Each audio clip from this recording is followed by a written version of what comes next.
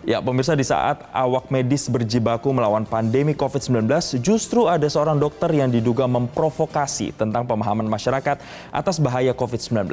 Lantas bagaimana hal ini menurut kacamata seorang sosiolog? Kita akan tanyakan langsung kepada Desi Indira Yasmin yang sudah tersambung bersama kami lewat sambungan virtual. Selamat siang, Mbak Desi. Selamat siang, Jason. Salam sehat.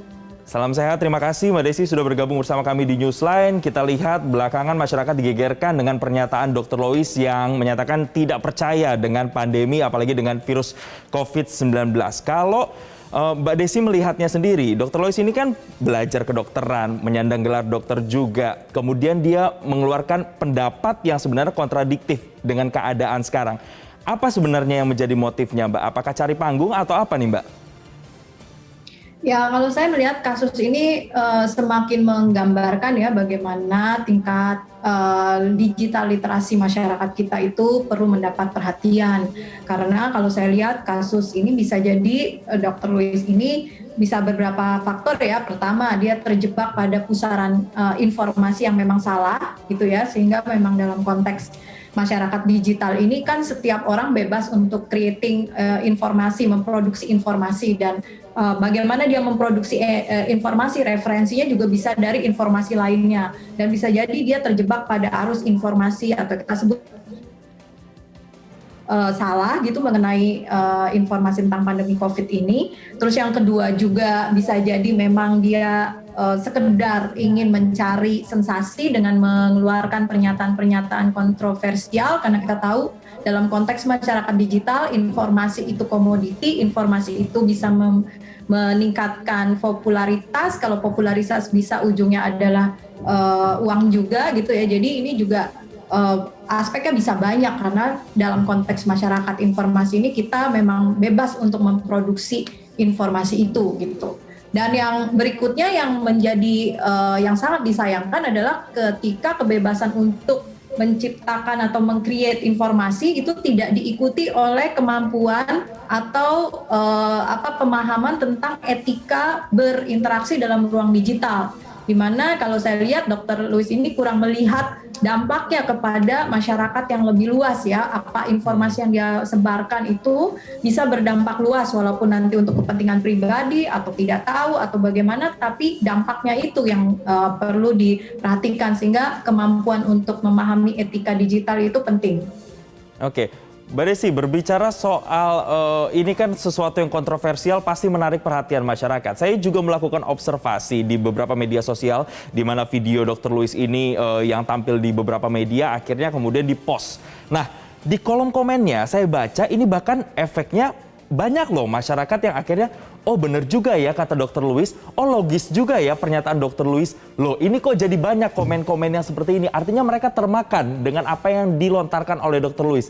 Mengapa ini bisa terjadi padahal pandemi sudah 1,5 tahun terjadi dan sudah memakan banyak korban? Ya, ini ada dua hal kalau menurut saya. Tadi persoalan digital literasi gitu ya. Digital literasi tidak hanya yang kurang ini tidak hanya pada content creator, tapi juga pada konsumennya atau si audiensnya gitu ya.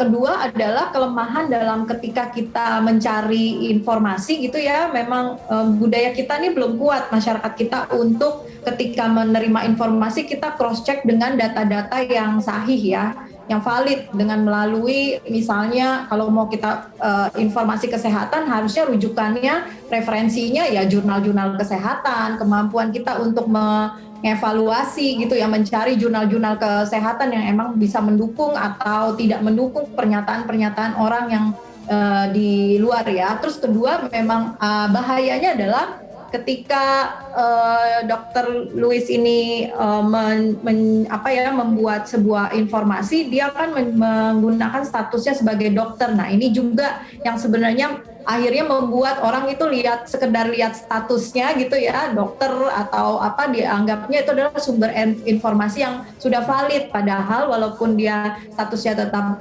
dokter, tapi ketika dia bicara di dalam ruang media sosial, dia kan bukan sekedar sebagai dokter gitu, dia sebagai orang biasa juga yang sebenarnya perlu untuk mendapatkan konfirmasi atau cek, dan ketika menyajikan beritanya kan tidak disampaikan apa rujukan jurnalnya, apa rujukan scientific datanya gitu. Jadi saya pikir berpikir saintifik untuk kasus-kasus tertentu ya perlu dimiliki juga oleh kita semua sebagai audiens ya, karena tadi media sosial itu dan dunia digital ini itu sebenarnya memang menyajikan kebebasan orang untuk memproduksi informasi gitu, bahkan menambah, mengumpulkan dan lain sebagainya gitu ya. Jadi ya itu yang harus kita cermati.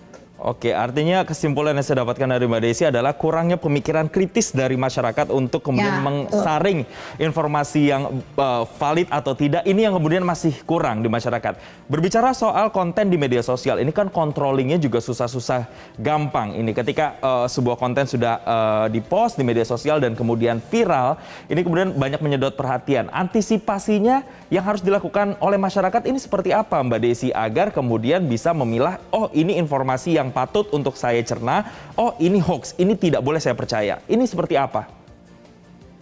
Ya, memang sekarang ini memang saya setuju ya, susah-susah gampang karena tadi ya balik lagi informasi itu antara kebenaran yang benar dengan yang tidak itu menjadi abu-abu ya, menjadi sangat kabur gitu. Kita bisa terjerumus tadi ke dalam lingkaran atau pusaran informasi yang tahunya ternyata salah gitu, atau bahkan ya ada nama istilahnya post-truth, kebenaran itu jadinya tidak jelas gitu, tidak saklek gitu, karena tergantung kita mau percaya pada yang mana. Nah, oleh karena itu sebenarnya apa yang harus dimiliki masyarakat ya tadi kemampuan untuk mengkritisi ya. Jadi baik sebagai content creator atau sebagai audiens, kita harus kritis melihat apapun informasi yang disajikan.